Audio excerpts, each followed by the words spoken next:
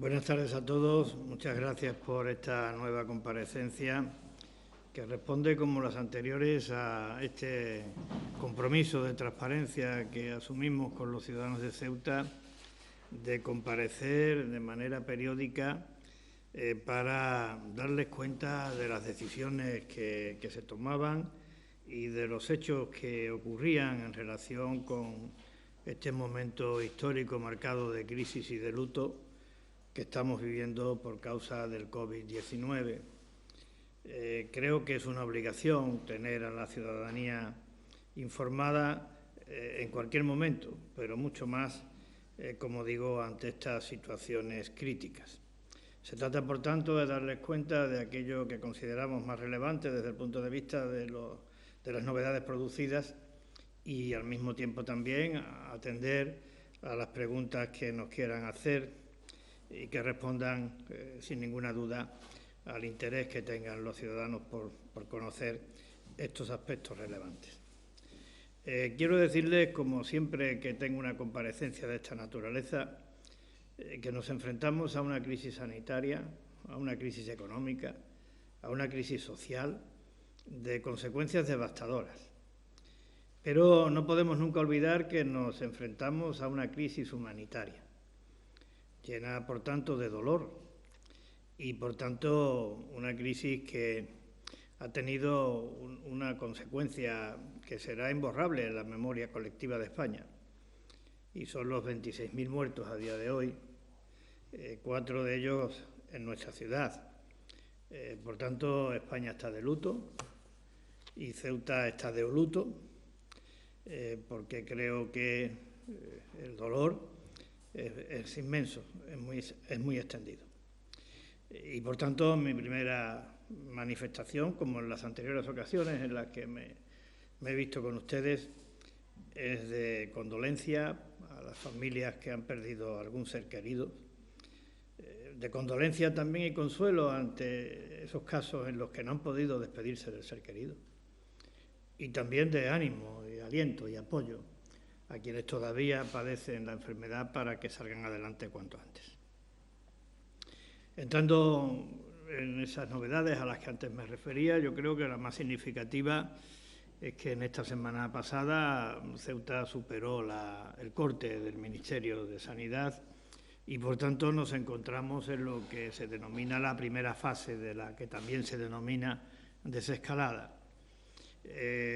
Yo no voy a sustituir a la autoridad en cuanto a conocimientos del asunto que tiene nuestro consejero de Sanidad y vicepresidente del Gobierno, y, por tanto, no voy a entrar en los detalles acerca de en qué consiste la fase 1 de la desescalada. Sí voy a hacer algunas breves consideraciones de carácter general.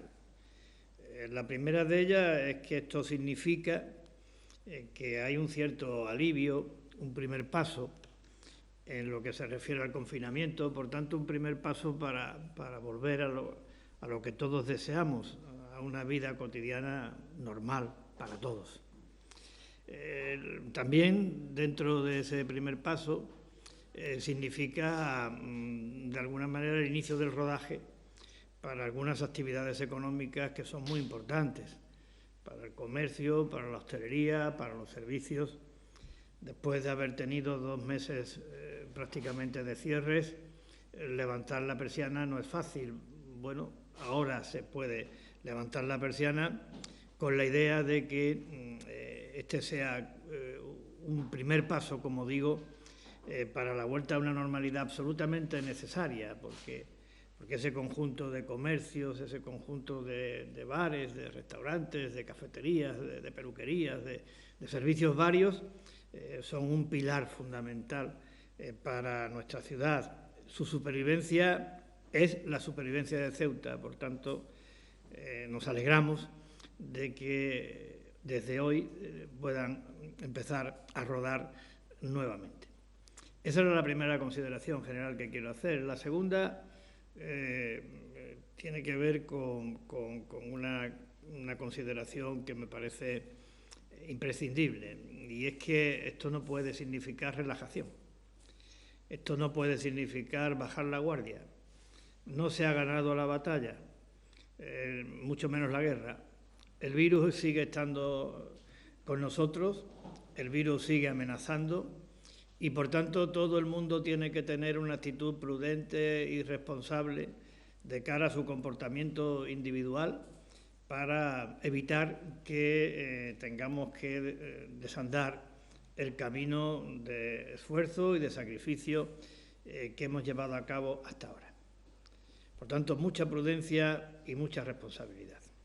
Es la que nos marcan, además, unos excelentes profesionales que tenemos en el área de salud de la ciudad, que están redoblando en estos momentos críticos el esfuerzo a la hora de prevenir y hacer un seguimiento puntual a aquellas personas que se ven afectadas por la enfermedad. Haciéndole caso a las sugerencias de estos profesionales, sirviendo a ese principio de la prudencia y de la responsabilidad, el Gobierno ha decidido, y ya ustedes lo saben, que durante este próximo verano, que esperemos los ceutíes puedan disfrutar de nuestros espacios naturales, de nuestras playas, de nuestros montes, de nuestros paseos, que esperamos que eso se pueda producir y estamos en condiciones de que se pueda producir, pero el Gobierno ha considerado que, como ustedes ya saben, repito, que hay que tratar de evitar, y de hecho vamos a suspender, la realización de cualquier acto o evento de la naturaleza que sea que implique una aglomeración de personas. La consecuencia que esto tiene, más llamativa, más significativa, pues es que este año 2020 no tendremos feria en Ceuta. He consultado con el cronista oficial de la ciudad y esto solamente ha pasado en los últimos 100 años 2 veces. En 1936 con motivo de la guerra civil y en 1921 con motivo del desastre de Anual. Esto nos da una idea de la trascendencia y de la entidad, de la envergadura del reto al que nos enfrentamos. Es una situación manifiestamente excepcional, pero plenamente justificada, insisto, desde la responsabilidad y la prudencia, y estoy convencido que la inmensa mayoría de los ciudadanos de Ceuta la van a entender. También, desde el punto de vista de las novedades de la semana, creo que han tenido una notoriedad pública y mediática, no solamente en Ceuta, sino también en el conjunto de España, las videoconferencias con Moncloa. Desde la última vez que yo comparecí ha habido 2, una fue el domingo día 3 y otra el día de ayer. Y en relación con esas videoconferencias, los 16.000 millones de euros anunciados de apoyo a las comunidades y ciudades autónomas. Bien, yo creo que también ustedes conocen, pero conviene recordar que el anuncio realizado por el Gobierno era echar un salvavidas a las comunidades y ciudades autónomas para que pudieran atender 3 objetivos fundamentales. Uno de ellos era el relativo a que pudieran cubrir los mayores gastos sanitarios que se habían producido como consecuencia de la crisis. Otro, que fuera un complemento a los mayores gastos de emergencia social, también derivados de la crisis. Y el tercero, que se pudieran atender las caídas que en los ingresos propios tuvieran las comunidades autónomas como consecuencia de la crisis. Las cantidades, 10.000 millones para el segmento sanitario, 1.000 millones para el segmento social y 5.000 millones para el segmento de la caída de ingresos propios. Bueno, esto fue un anuncio que todos los que estábamos en la videoconferencia del día 3 celebramos de manera sincera, porque además creíamos que era necesario garantizar la sostenibilidad presupuestaria y financiera de las autonomías españolas, de las comunidades y de las ciudades autónomas. Por seguir con la secuencia, después de aquella videoconferencia, hubo otra videoconferencia entre la ministra de Hacienda y los consejeros de Hacienda de cada comunidad y ciudad autónoma, en la que se iba a descender al detalle sobre los criterios a seguir.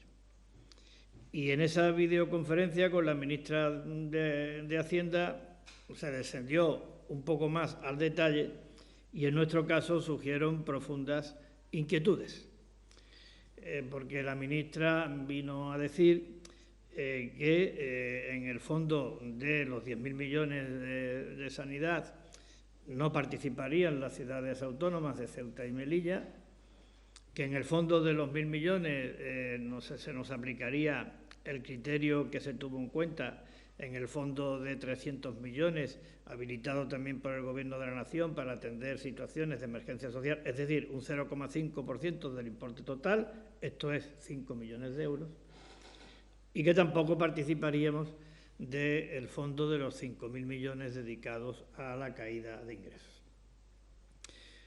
Honda inquietud, honda preocupación. Consideramos que ese planteamiento es absolutamente inaceptable y con esa actitud, con esa sensación, acudí a la videoconferencia de ayer con los presidentes autonómicos y el presidente del Gobierno de la Nación. Y le manifesté de una manera clara, yo creo que precisa, que era inaceptable, que no estaba de ninguna manera justificado el que nuestra ciudad, tampoco Melilla, no participara del fondo sanitario y no participara de la caída de ingresos. Lo manifesté con esta rotundidad la posición del Gobierno de la ciudad y al mismo tiempo lo argumenté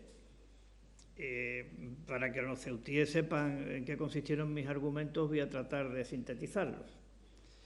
Empezando por el fondo de carácter económico, el que va dirigido a cubrir las caídas de ingresos.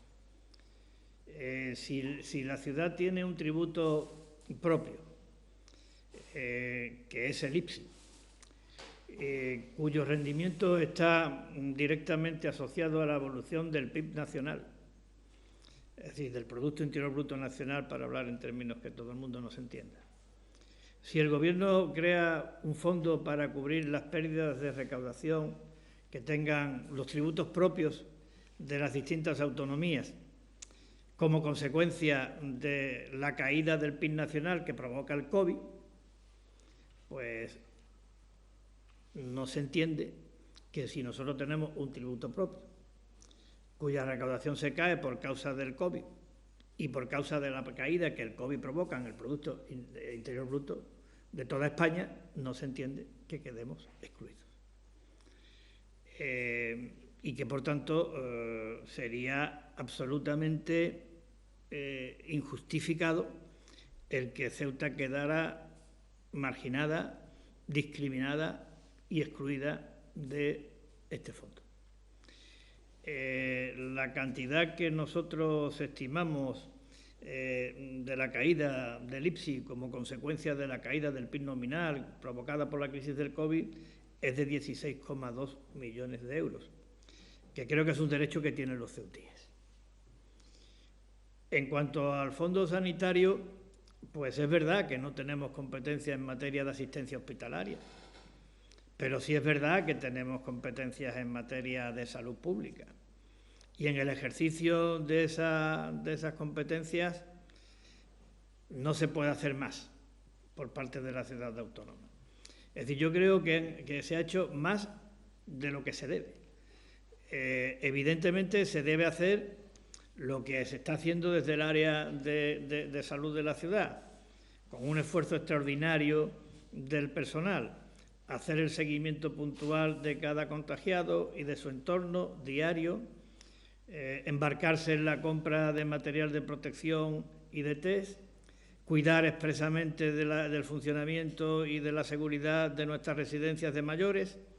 Esto es lo que se debe, y lo que se debe se ha hecho, creo que razonablemente bien, por ser también humilde en la valoración. Pero es que se ha hecho más de lo que se debe, porque no teníamos por qué habernos hecho cargo del confinamiento y del alojamiento de los inmigrantes marroquíes irregulares que se encontraban en Ceuta tras el bloqueo de la frontera. Y por imperativo, por mandato, por requerimiento del Gobierno de la Nación, lo hicimos.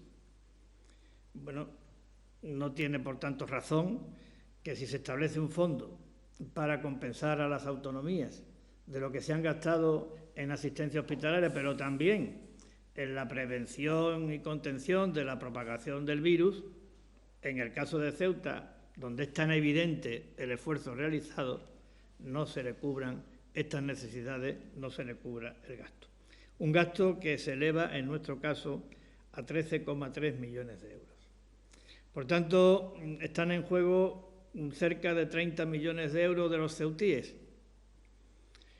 Por tanto, creo que debemos de exigir que se rectifique esta postura inicial del Gobierno de la Nación y que antes de que esto se convierta en norma, antes de que se convierta en Real Decreto, según se ha anunciado, esto se rectifique y Ceuta participe en las cantidades que he dicho de estos dos segmentos. También vamos a seguir peleando con la misma intensidad y con el mismo tesón. No nos damos por vencidos el cobro de lo que se nos debe en concepto de transferencias contempladas en los presupuestos generales del Estado de 2019 y 2020, porque hasta que no haya otro, los presupuestos en vigor son los presupuestos prorrogados de 2018 y ahí están las ayudas nominativas para Ceuta y también para Melilla, en concepto, entre otros, de los costes de producción de agua o de atención de los gastos relacionados con la frontera.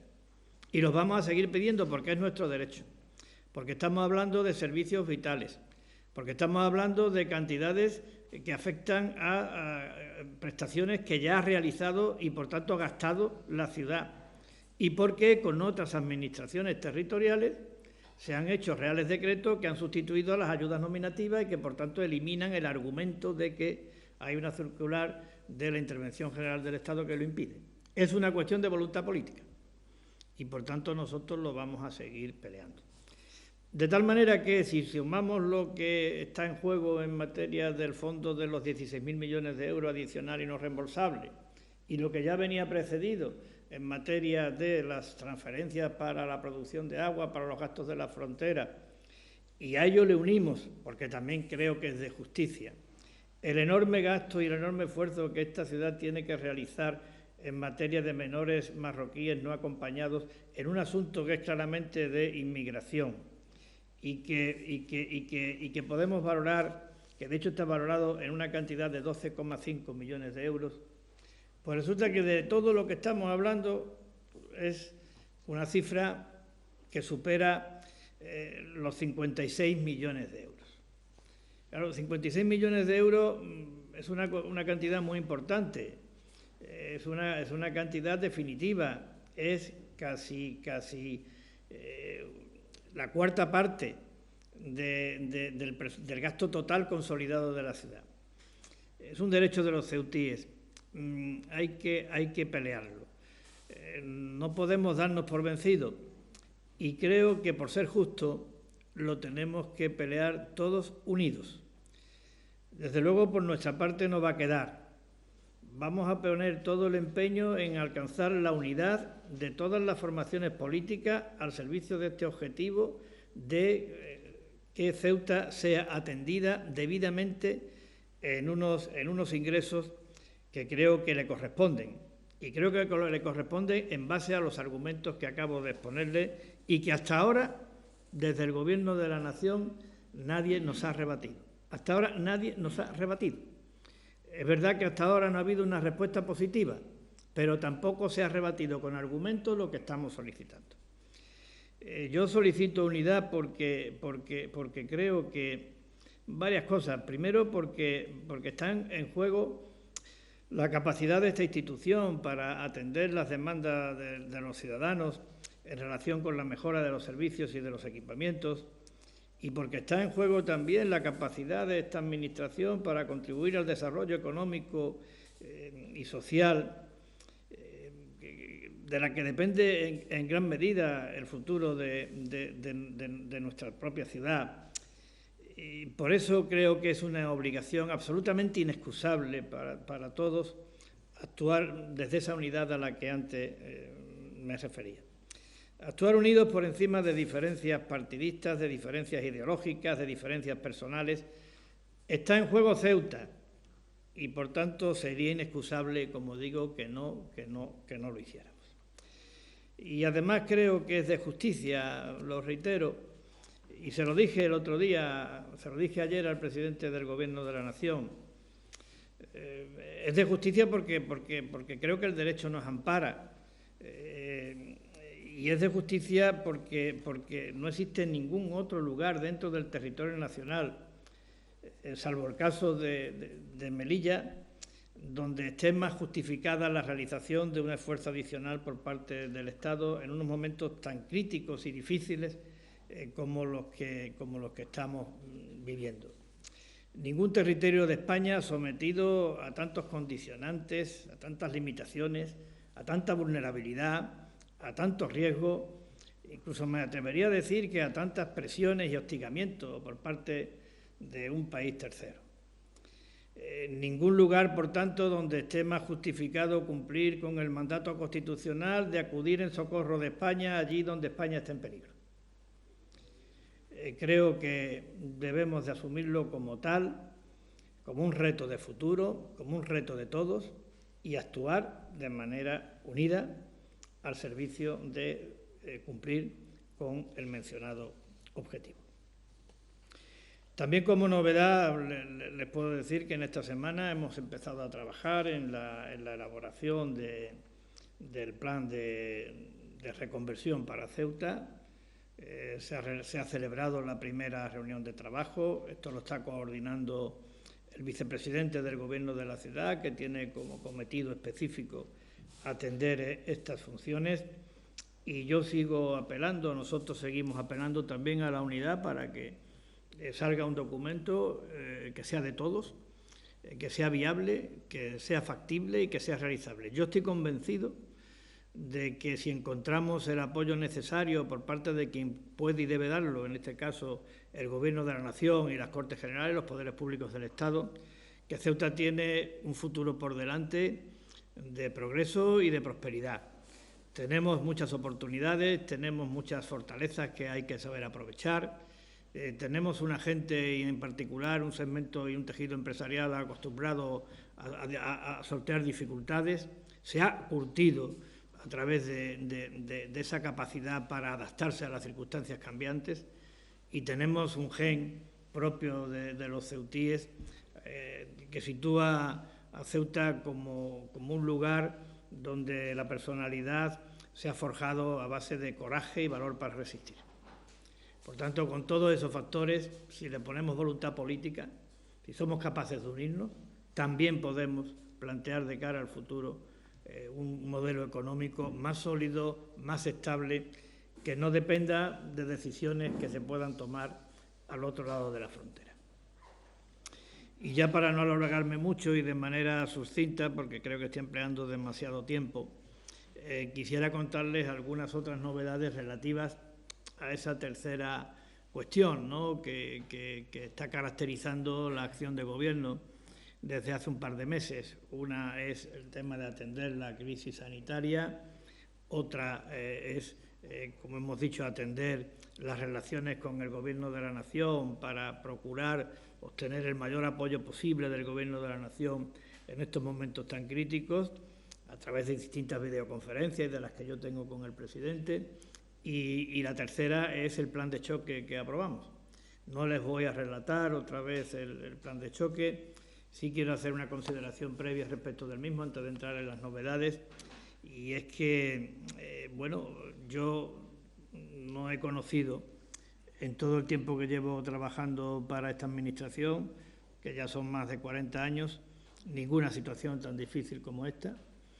Y también es verdad, y esto lo digo con satisfacción y orgullo, No he visto nunca tanto compromiso, tanto empeño y tanta entrega por parte de un grupo de funcionarios y de empleados públicos de esta casa verdaderamente ejemplares, que están dando lo mejor de sí para que este plan de choque salga adelante y que en un tiempo récord están consiguiendo cosas que a mí me parecían imposibles de poder lograr, pero se está logrando.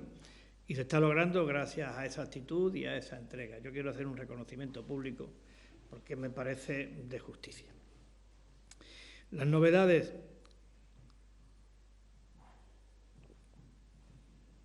Pues en primer lugar que el Gobierno continúa trabajando y ya tiene localizada y cedida de manera gratuita y por 6 meses una nave en el Tarajal para poder trasladar allí a los inmigrantes marroquíes que se encontraban en Ceuta de manera irregular cuando se cerró la frontera. Ahora me parece que están en número de unos 160 aproximadamente. Quiero decir que este traslado es un traslado necesario, conveniente, pero no porque lo diga yo. Es un traslado necesario y conveniente porque así lo dicen los servicios de protección civil y porque así lo dicen los servicios de sanidad. Esta nave que hemos encontrado y que nos facilitan el uso de la misma, como digo, de manera gratuita y de manera temporal por un periodo de 6 meses, es una nave que mejora la situación del polideportivo en cuanto a ventilación, en cuanto a amplitud, en cuanto a las condiciones higiénico y sanitarias. Es decir, que los inmigrantes van a estar mejor de como están ahora en el polideportivo. Es verdad que para que esto se pueda realizar necesitamos la autorización por parte de la delegación de gobierno. Es verdad que esa autorización la hemos pedido, pero esperamos que se nos confirme por escrito.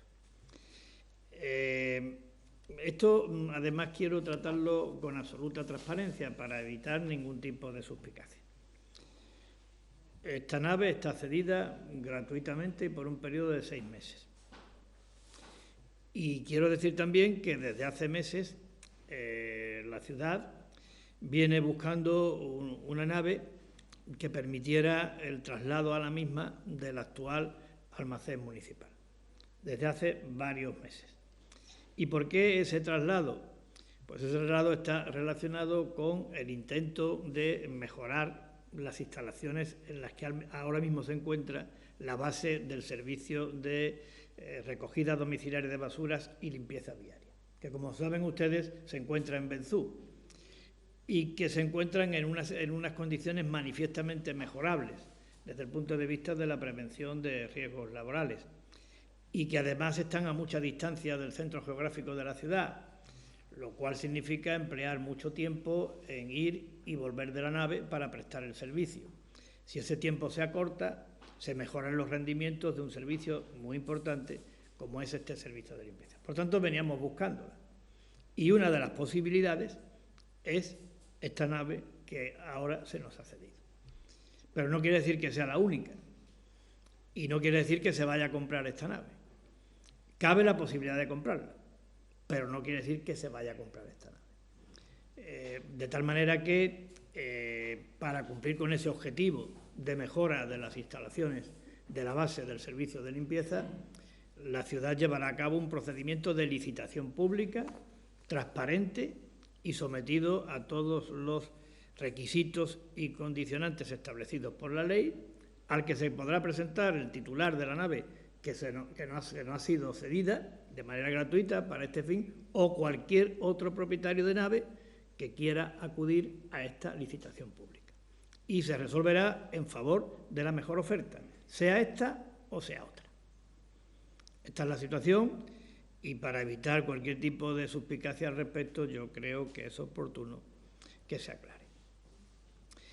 Esta es la novedad, una de las novedades en cuanto a la ejecución del plan de choque, que, como les digo, tenía tres objetivos fundamentales.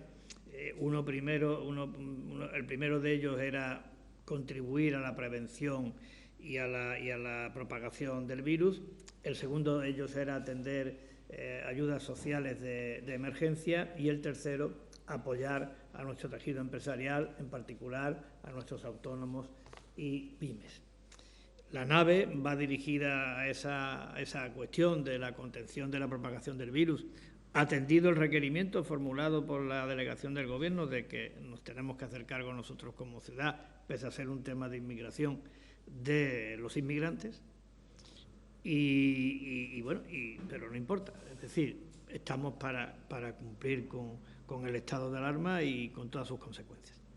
Otra novedad que les quiero comentar es que la semana pasada, por tanto, después de mi última comparecencia, llegaron a Ceuta los 2.000 test de diagnóstico rápido que fueron donados por la marca Festina, y que ya han salido de Madrid los 9.000 que faltaban del primer pedido, con lo cual, en cuanto que lleguen a Algeciras, pues ya estarán próximamente en Ceuta, de una manera rápida, como se hizo en la primera entrega, y en esta semana pues contaremos con 11.000 nuevos test de diagnóstico rápido, que creo que van a ser fundamentales para ir informando a las autoridades competentes acerca de cómo evoluciona Ceuta respecto de la epidemia en función de cómo vaya pasando en las distintas fases. Creo que otorga fiabilidad, seguridad, consistencia y elementos de juicio científicos a quienes tengan que tomar las decisiones acerca del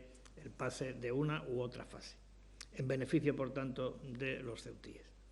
También que hemos alcanzado la cifra de 1.500 ayudas de carácter social y por razones de emergencia, por un montante total de 300.000 euros, y que se han intensificado notablemente las relaciones al servicio de este mismo objetivo entre el Gobierno de la ciudad y las entidades colaboradoras de bancos de alimentos, de Cáritas, de Luna Blanca y de Cruz Roja.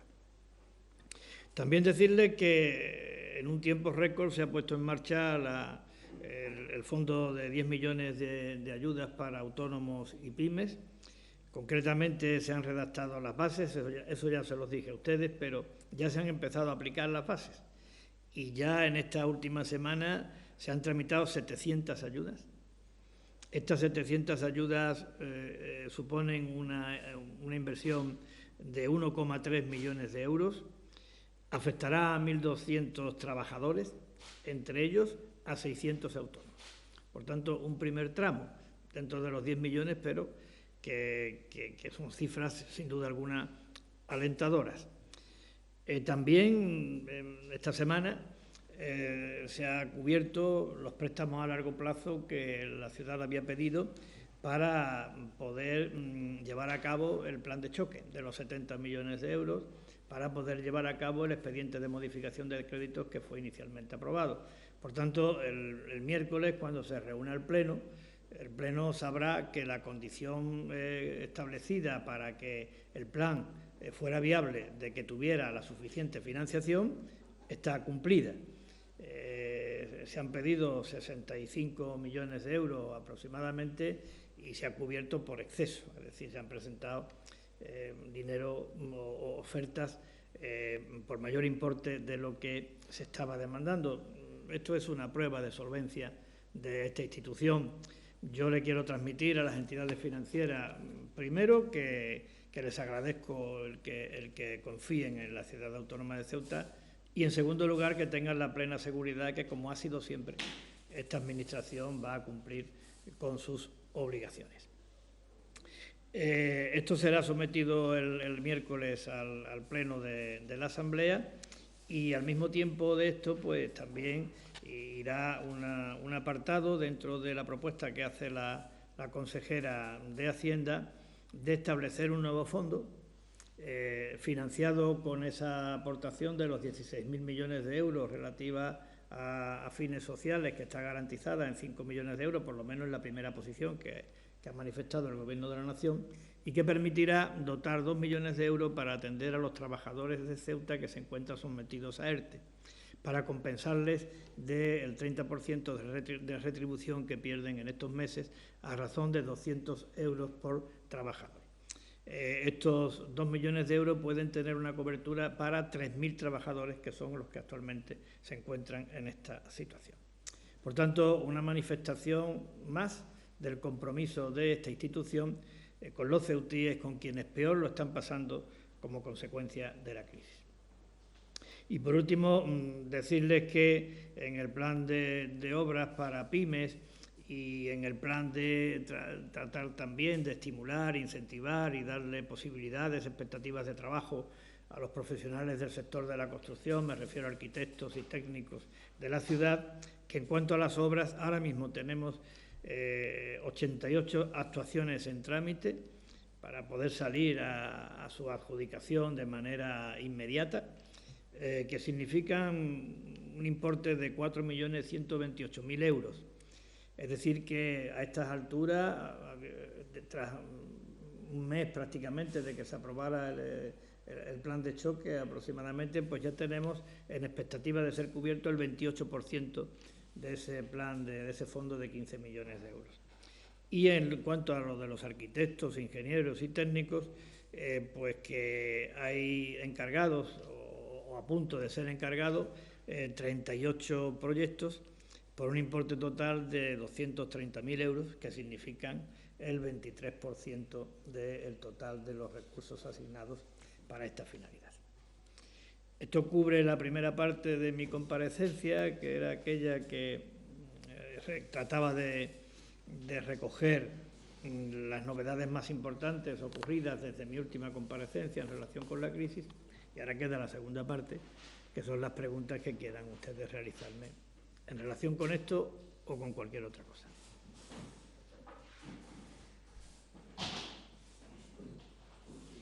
Presidente, ya hemos conocido el detalle de esa sensibilidad que pide al Gobierno de la Nación acerca del esfuerzo económico realizado. Yo quisiera saber la percepción que usted ha tenido, porque ya conocemos que son muchas las peticiones que usted formula y el silencio y la respuesta hasta ahora. En este último caso, ¿qué percepción ha tenido usted?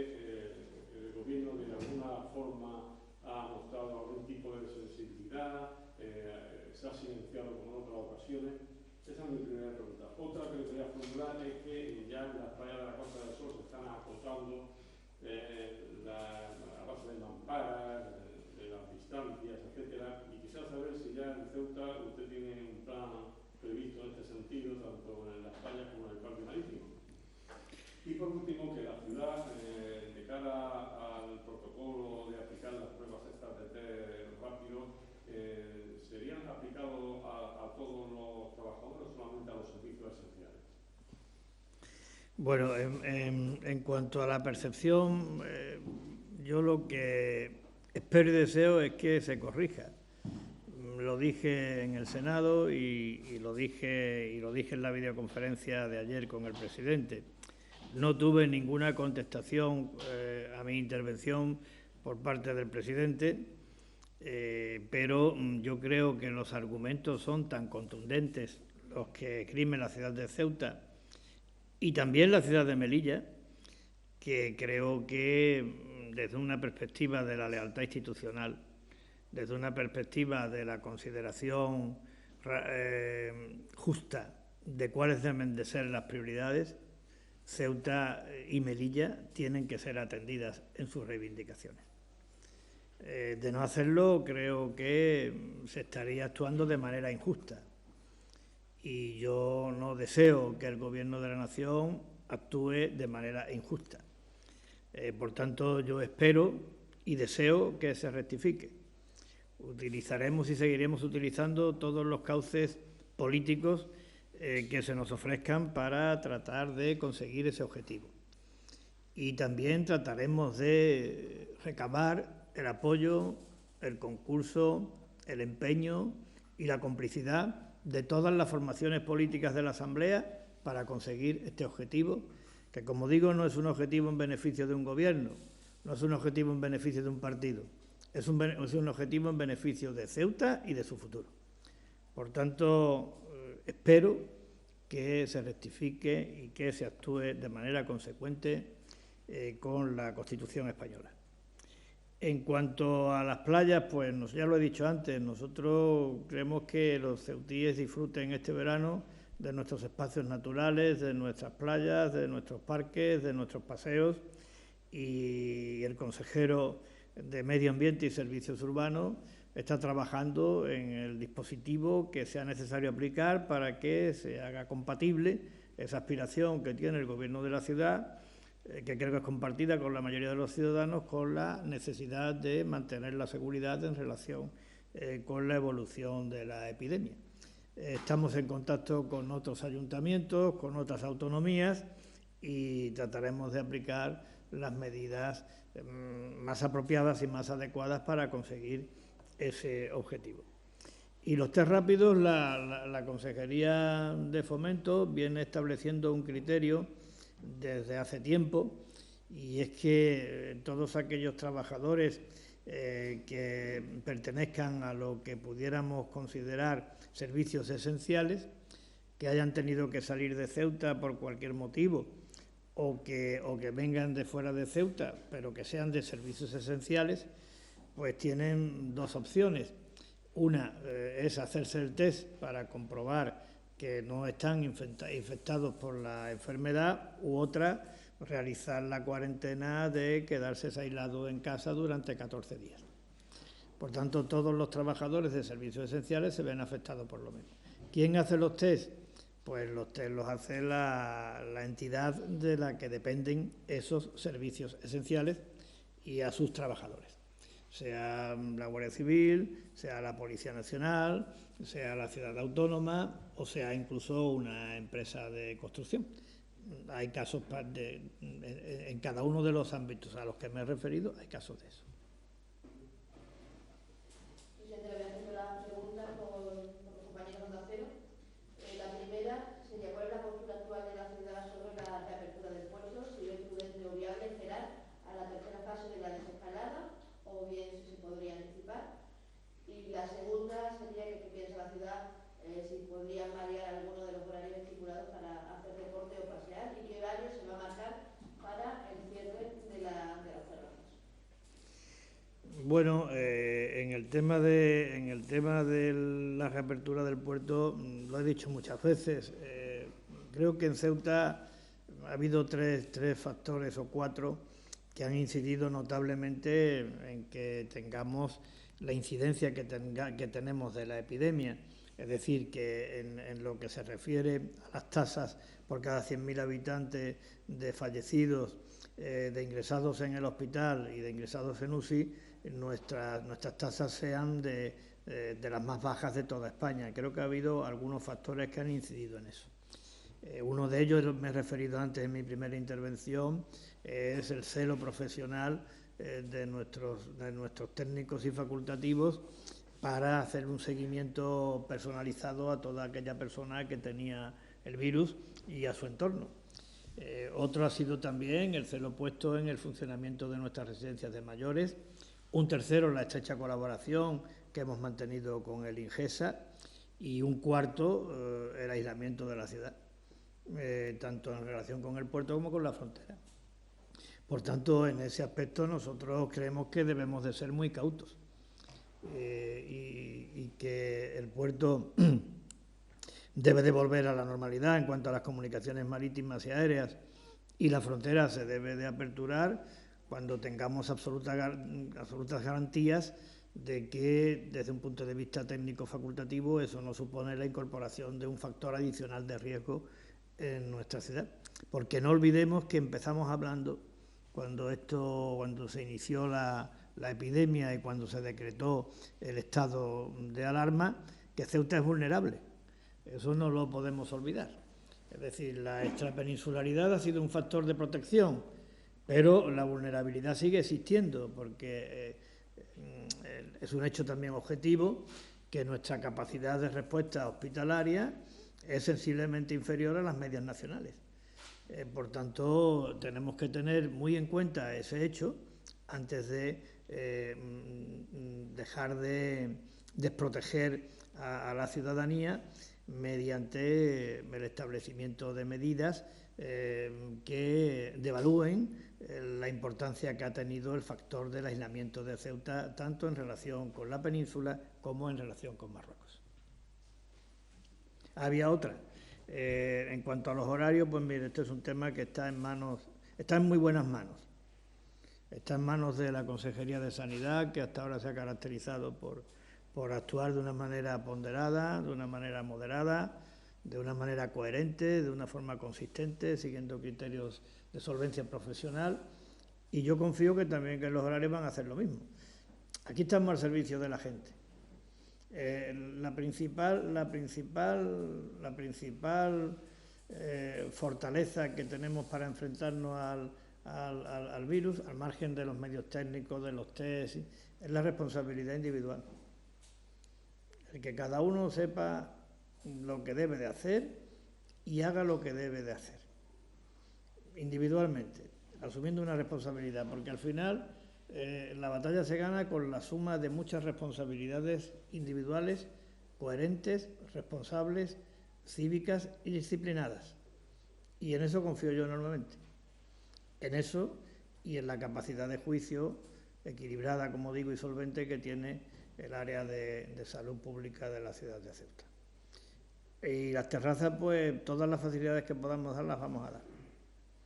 Porque las terrazas es recuperación económica, las terrazas es empleo, las terrazas es tratar de contribuir a ese objetivo al que me he referido tantas veces, pero porque estoy convencido de que hay que mantener a nuestros pequeños y medianos empresarios, a nuestros autónomos y al empleo que los mismos cubren, porque de ello depende la supervivencia de Ceuta. Sobre la nada, nada se puede reconstruir. Por tanto, nuestras empresas tienen que sobrevivir a este duro trance para, a partir de ahí, poder retomar el camino de la normalidad y poder seguir creando en nuestra ciudad empleo y riqueza. Es vital.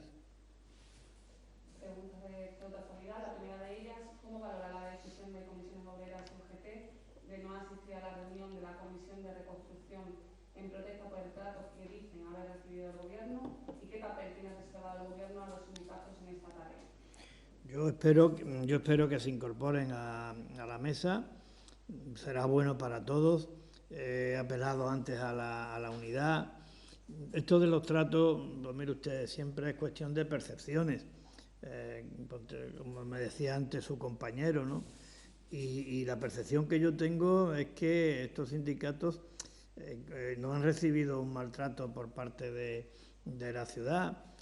Nosotros empezamos este trabajo a finales de febrero, luego es verdad que la crisis del COVID lo interrumpió todo, lo suspendió todo y lo aplazó todo, pero nosotros empezamos a trabajar en esto en febrero, porque ya veníamos, acordémonos, venía precedida Ceuta de una crisis brutal al desplomarse la actividad comercial como consecuencia del bloqueo de Marruecos.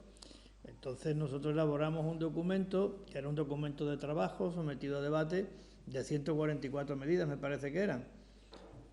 Se los mandamos a los sindicatos para que nos hicieran sugerencias y alegaciones al mismo. Cuando montamos o definimos la metodología de trabajo a seguir, para que de esas 144 medidas se revisaran, se ampliaran, se corrigieran en todos los aspectos, incluidos los ejes estratégicos, hablamos con los sindicatos para que también acudieran a las correspondientes reuniones. Yo hablaba antes de que el miércoles vamos a tener un pleno en el que presumiblemente, y ojalá y casi sea, por el bien de todos los ceutíes, se va a aprobar el expediente de modificación de crédito que viabiliza el plan de choque para sostener a nuestro tejido económico productivo y para atender situaciones de emergencia social, algo muy importante. Han hecho una aportación los sindicatos. No había manera de colocarla, de incorporarla al expediente de modificación de crédito, entre otras cosas porque no se identificaba la fuente de financiación del nuevo gasto que se pretendía. Y porque el interventor nos decía que incorporar nuevos fondos que no estuvieran allí previstos inicialmente significaba una modificación sustancial que requeriría de otro nuevo expediente.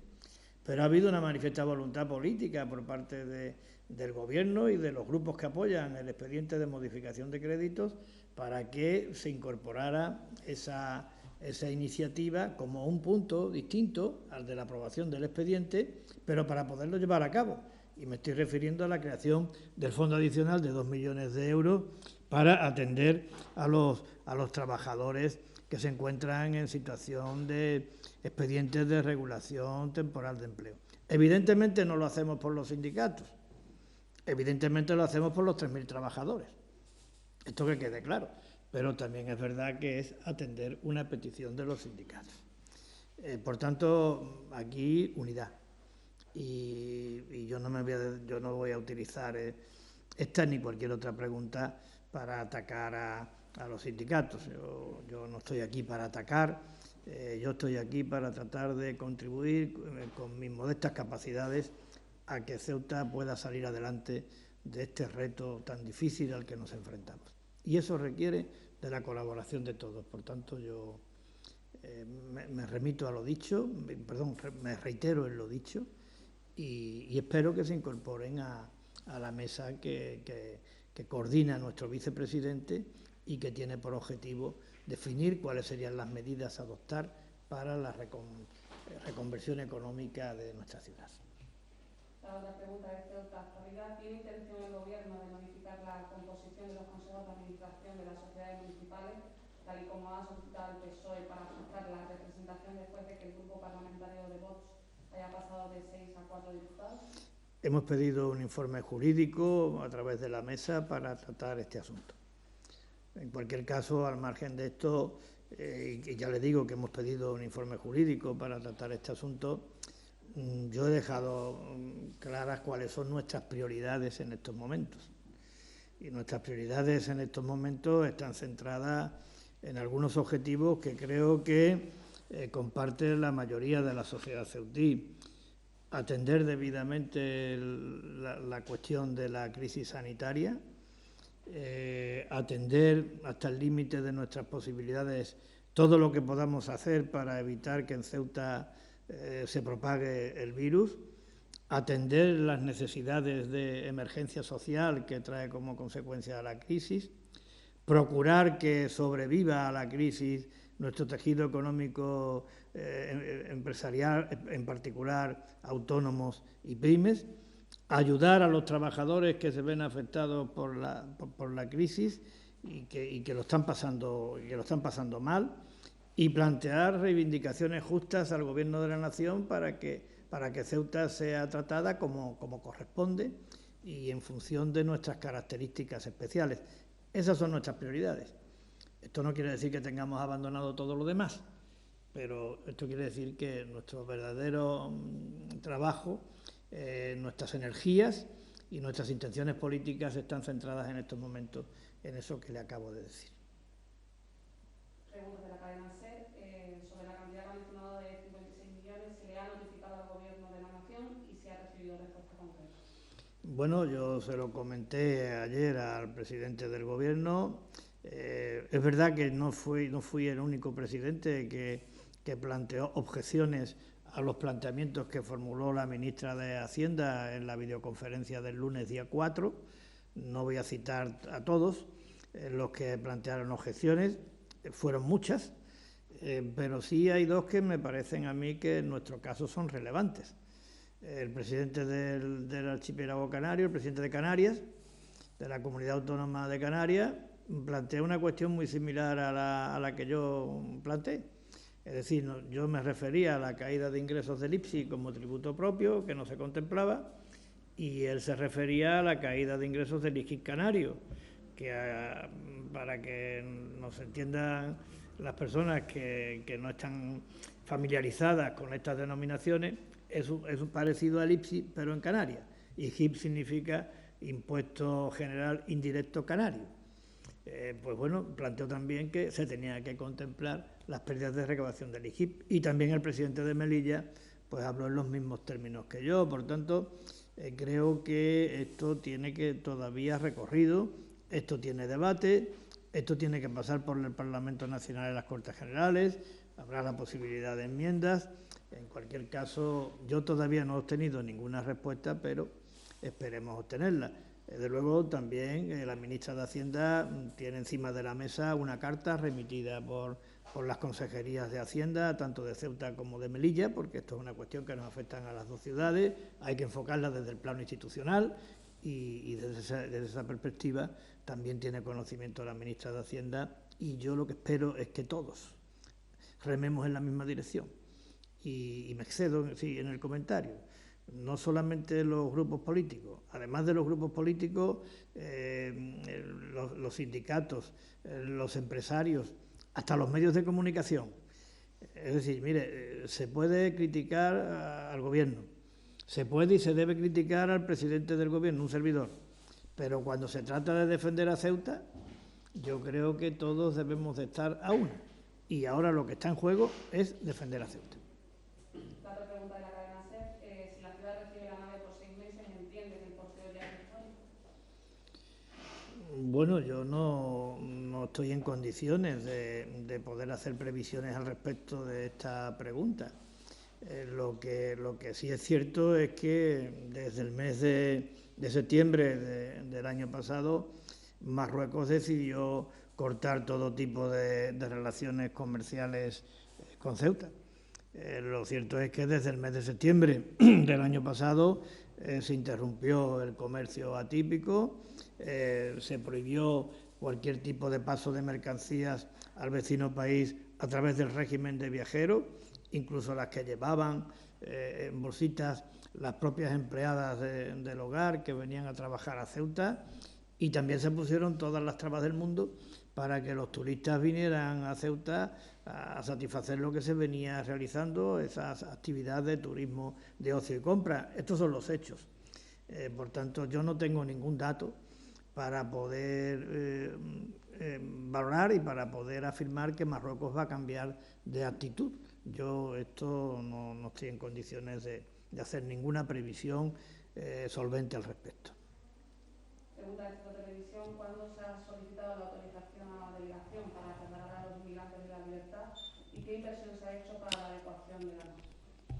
Bueno, ahí no puedo ser preciso porque estas peticiones creo que se formulan en el ámbito de las videoconferencias que todos los días se celebran con la delegación de gobierno.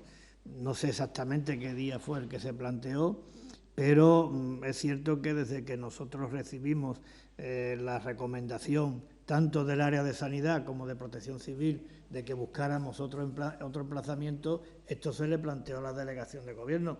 Además, tenga en cuenta que a la delegación de gobierno se le ha dicho que la ciudad asuma esta carga no es razonable, pero eso se le está diciendo desde el primer día, que el gobierno de la ciudad ha planteado que estos inmigrantes fueran al CETI, que estos inmigrantes fueran al centro cívico-social o de inclusión social que tiene la prisión, el centro penitenciario de Mendizábal. Es decir, es que la verdad, cualquier propuesta que ha hecho la ciudad distinta al polideportivo ha sido negada por la delegación de gobierno hasta ahora. Y nosotros entendemos que se podía haber hecho un mayor esfuerzo en este sentido, teniendo en cuenta asimismo que en estos momentos creo que el CETI no está sometido a presión desde el punto de vista de la ocupación actual si la comparamos con las ocupaciones que ha tenido en otros momentos de tensión. Entonces, hombre, si el CETI no está tensionado y la ciudad tiene que estar utilizando un polideportivo o tiene que andar buscando una nave, hombre, lo normal es que estos inmigrantes fueran al CETI. Esto es lo que nosotros entendemos desde una perspectiva del sentido común. Pero como lo primero es atender la salud de las personas, lo primero es atender la salud de los ceutíes, pues cumplimos con todos los requerimientos que se nos formulan, desde una posición de responsabilidad.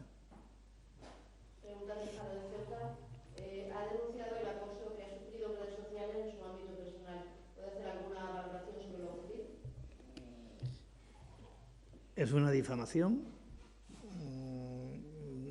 difamación indecente y creo que en defensa de la democracia, en defensa del honor de las personas, en defensa de los pilares que constituyen una sociedad avanzada, desarrollada y en donde la libertad de expresión es un vehículo para enriquecer la opinión y para enriquecer el criterio y el juicio de los ciudadanos, la utilización de la difamación es deplorable, es repugnante. Por tanto, yo como cualquier otro ciudadano que se vea afectado por haber sido dañado en su honor, pues yo lo que he hecho ha sido actuar en consecuencia y poner la correspondiente denuncia en la comisaría de policía, y al margen, como también hablan del Partido Popular, pues también el Partido Popular ha iniciado las acciones legales correspondientes. Yo tengo plena confianza en la policía y plena confianza en la justicia. También pregunta del Faro de Ceuta en relación con un incidente que se produjo la semana pasada en el área de servicios sociales. Si va a denunciar el Gobierno a la persona que amenazó e insultó al funcionario. El Gobierno ha pedido un informe y una vez que tengamos el informe en la que se haga una descripción exhaustiva de los hechos, un informe descriptivo de lo que pasó, someteremos esa información a los servicios jurídicos de la ciudad y en función del análisis que hagan los servicios jurídicos de la ciudad actuaremos en consecuencia.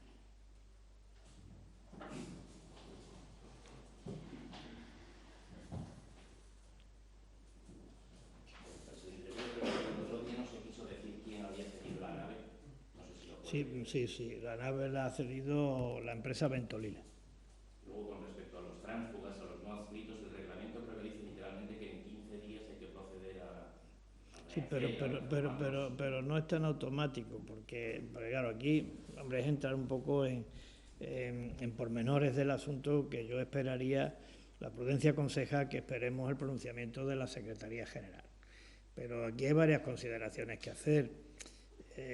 Si resulta que la solución estuviera en que todo aquel diputado no adscrito tenga una representación en los órganos gestores de cada sociedad o de cada organismo autónomo, claro, lo que tampoco puede pasar es que un diputado no adscrito tenga más representación que un diputado adscrito. Entonces, claro, podría darse el absurdo de que los consejos de administración o los órganos de gestión de los organismos autónomos estuvieran compuestos por los 25 miembros de la Asamblea. Y claro, entonces no tendría ningún sentido, porque eso entorpecería el normal funcionamiento del órgano de gestión. Yo creo que hay que distinguir, pero cuidado, sometiendo todos los comentarios que estoy haciendo al informe jurídico que hemos pedido. Hay que distinguir entre órgano rector y órgano de gestión. El órgano rector de una sociedad es la Junta General, y en la Junta General están representados todos los diputados. La Junta General podría decidir que los consejos de administración los compusieran un número determinado de personas que ni siquiera fueran miembros de la Asamblea. Por lo tanto, digamos que no existe un derecho automático de ser diputado de la Asamblea a tener que pertenecer a un consejo de administración. Hay muchos miembros de la Asamblea que no pertenecen a un consejo de administración y están en la Asamblea. Es más, podía ser que en el consejo de administración no estuviera ninguno, porque todos fueran personas distintas a los miembros de la Asamblea. Por tanto, ese automatismo no existe. Evidentemente, lo que no podemos eliminar es, ni debemos, ni queremos, es eliminar la presencia de los diputados de la Asamblea de las juntas rectoras de las sociedades, que son sus juntas generales. Y ahí están. Y con los mismos derechos que tiene el reglamento para los diputados no adscritos. Es decir, la posibilidad de presentar propuestas, de hacer interpelaciones, las mismas. Por tanto, creo que ese automatismo no es tan claro y hay que esperar al informe que se emita por parte de los servicios jurídicos. Sí, también querría saber, ¿ya tienen estimado cuánto se van a ahorrar en festejos de ferias, San Antonio, etcétera? Uy, aquí está el responsable del área, está haciendo los números correspondientes. Yo creo, don Gonzalo, que el presupuesto de 2020 en esta administración y en cualquier administración, en cuanto a su ejecución, nada tiene que ver con lo que se aprobó. Y el del 21, pues lo mismo. Es decir, si le estoy hablando que vamos a tener una caída del IPSI de 16 millones de euros, es verdad que nosotros tenemos un fondo ahí con la refinanciación para el año que viene de 17 millones de euros, pero tanto desde el punto de vista de los ingresos como desde el punto de vista del gasto, es que nada va a tener que ver. Entonces nosotros lo que estamos planteándonos es primero, salir de estos asuntos en los que estamos, que van a significar despejar incógnitas importantes. Es decir, se va a atender el tema de los MENA de la manera que se debe por parte del Estado. El Estado va a asumir esa competencia y si no la asume, mientras que la asume, que creemos que es la solución, el Estado va a cubrir todo el gasto que la ciudad viene realizando en un tema de inmigración como hemos pedido. Una incógnita importante. Se va a conseguir que se nos pague lo que se nos debe del 19, que son 7,2, y que además se reconozca lo del 20, que son otros 7,2, que están en los presupuestos en vigor. El fondo reembolsable de 16.000 millones, ¿se van a atender las peticiones que hemos hecho? Es decir, son incógnitas muy importantes que van a condicionar el devenir presupuestario de esta institución en el 20, en el 21, en el 22 y en el 23. Es decir, yo creo que hay que hacer un planteamiento financiero en función de cómo se despejen estas incógnitas financieras y presupuestarias para toda la legislatura. Y eso es lo que quiere hacer el Gobierno. El Gobierno quiere despejar estas incógnitas y luego hacer un planteamiento objetivo de cuál es el plan presupuestario y financiero para la legislatura. Esta es una legislatura marcada por esta crisis de una manera inequívoca, determinante y radical. Por tanto, no podemos desconocer ese hecho. Y la respuesta que vaya a tener el Gobierno de la Nación, en nuestro caso, también es muy importante porque hay asuntos que están sometidos a debate de los que la formulación que hagamos en ese plan financiero para la legislatura es importante. Eso lo pensamos hacer si las cosas funcionan como entre los meses de junio y julio. Es decir, el Gobierno anunció que este Real Decreto Ley sobre los 16.000 millones estaría preparado en junio. Si es así, ya ahí tendremos varias incógnitas resueltas. Aparte del trabajo que la vicepresidenta, como encargada de las relaciones institucionales, está haciendo con distintos departamentos ministeriales para atender las otras de las cuestiones. Por tanto, yo creo que junio va a ser un mes determinante. Nosotros vamos a ir anticipando distintos escenarios. Mañana tenemos Consejo de Gobierno y pienso tratar ese asunto, a ver si constituimos un equipo para plantearnos un plan A, un plan B y un plan C si hace falta, que trabajaremos con la debida discreción. Pero yo quiero también transmitir tranquilidad. Es decir, que tenemos plan A, tenemos plan B y vamos a tener plan C. Y que los trabajadores de esta casa estén tranquilos y que las personas que nos den crédito estén tranquilos, que de cualquier manera habrá salidas. Y por último, me gustaría preguntarle por el hotel, que lleva 2 meses vacío.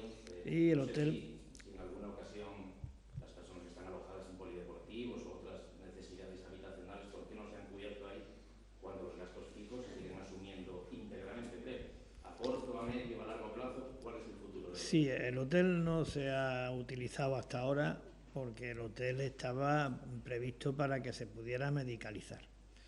Es decir, el hotel, tengo en cuenta eso que le he dicho anteriormente, Ceuta tiene unos niveles de cobertura sanitaria sensiblemente inferiores a las medias nacionales. Si aquí hubiera habido una necesidad de hospitalizar a gente superior a la capacidad que tiene el hospital universitario, tendría que haberse utilizado el hotel. Entonces, eso nadie lo ha descartado y hasta ahora, sinceramente, nadie todavía lo ha descartado. Es que la enfermedad, la epidemia no ha pasado, ¿eh? Que porque hayamos pasado la fase 1 no significa que ya el virus haya ido. El virus está aquí, entre nosotros. Entonces, si hay un rebote y además los rebotes del virus o la aparición del virus se propaga con tal rapidez que en un momento determinado te puedes encontrar con 40, 50, 70 personas que requieran de una hospitalización y ¿dónde los metes? Entonces, veamos nada más que no hace falta irse a China. Lo que ha pasado en Italia o lo que ha pasado en España, en muchos sitios. Por tanto, eso tiene que estar previsto. Tiene que estar previsto también, por si acaso, los sanitarios. En un momento determinado hay que aislarlos de su familia y hay que meterlos en un sitio. Por tanto, tiene que estar ahí. Y tiene que estar previsto también si hubiéramos tenido que sacar a gente de nuestras residencias de mayores ante una eventualidad. Por tanto, creo que hemos hecho lo prudente. Lo prudente implica gasto, ¿eh? Pero claro, aquí se ha puesto en la balanza, ¿qué prima más? la salud de las personas o el gasto de tenerlo abierto, y hemos elegido la salud. Ahora tendremos que arreglar lo del gasto. Para eso tenemos aquí especialistas consumados en el ámbito de arreglar el gasto. Pero lo primero era la salud y creo que esa contingencia sigue estando prevista. Conforme vayamos evolucionando, señor Testa, y vayamos viendo también veamos cómo evoluciona la epidemia en el resto de España y en el resto de Europa, pues irán tomando decisiones, pero hasta ahora ha sido la prudencia la que ha justificado el comportamiento.